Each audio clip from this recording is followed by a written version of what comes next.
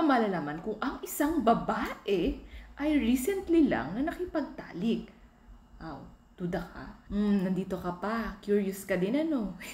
Number 1, yung mood niya nagbago. Alam naman natin na isa sa mga sign na kapag ang isang babae ay recently lang nakipagtalik ay yung changes ng kanilang mood. Bakit? Kapag ang isang babae po kasi katatapos lang makipagtalik, nagre-release po yan ng tinatawag na good hormones o tinatawag nating oxytocin na nagbibigay po sa kanya ng magandang mood and relax.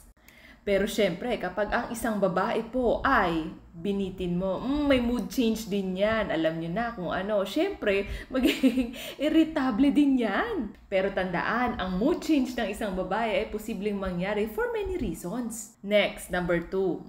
Nandito ka pa din, may inabangan ka, no?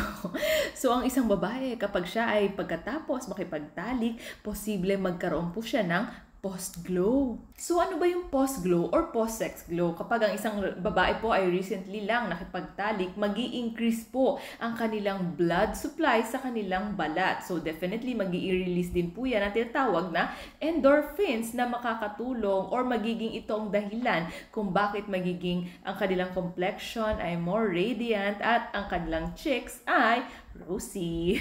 So, yung mga katulad kong LDR, mapapasana all ka na lang. Next, number 3, yung body language niya, makikita mo mas gusto niya yung physical attachment. At kung ang isang babae ay recently lamang po talaga nakipagtalik, ay meron pa yang nailalabas na lingering arousal. Ano po ba ito? Kapag ang isang babae ay laging naghahaplos ng kanyang balat or lagi siyang nag-aayos ng damit or gusto niya lagi siyang ay fresh or laging maganda, sign. Meron po kasing research na tinatawag na postcoital behavior. Ibig sabihin nito, kapag ang isang babae ay recently lang pagkatapos niyang makipagtalik, ang nangyayari po, mas nagiging highlight yung kanyang katawan, yung kanyang body na mas nagfo-focus siya sa neat, sa cleanliness, at saka sa pagiging attractive niya sa kanyang sarili.